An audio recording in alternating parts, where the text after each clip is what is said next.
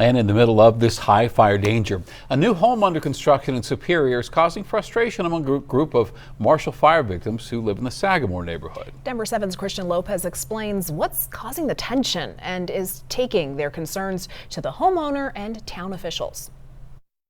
There's been tremendous rebuilding progress here in the Sagamore neighborhood in Superior, but now a new build on the block is causing some tension between neighbors and town officials. We're a really tight community. Sagamore neighbors say they've had a strong bond since living through the devastating Marshall fire together. It was an adjustment coming home. Like, it's really weird to lose everything and go through this PTSD. Since then, they tell us it's been a long and challenging road to recovery, having to follow strict zoning laws and building codes. They allowed us to have different builders as long as we stayed within limits, talking about height limitations and setbacks, how far properties are from each other. And they've been really, really strict, down to the inch or less. If you drive around the neighborhood, you're going to see everybody's house is the same height, same width.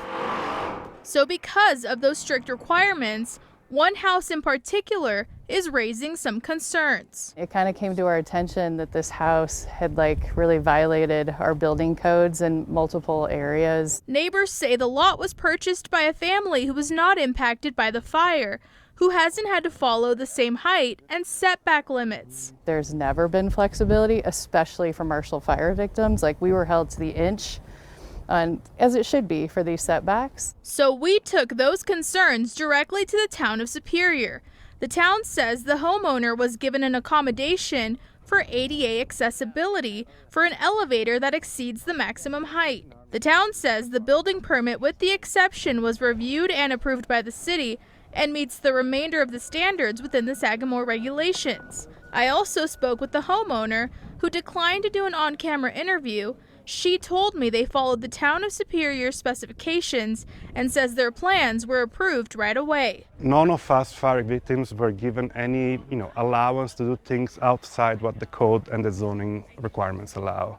But it is allowed for one owner. Neighbors say they plan to continue fighting until the town listens to their concerns.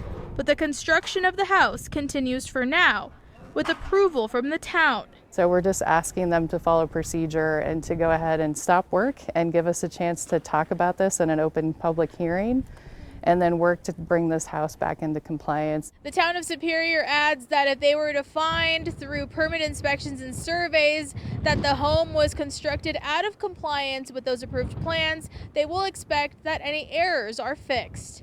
Reporting in Superior, I'm Christian Lopez, Denver 7.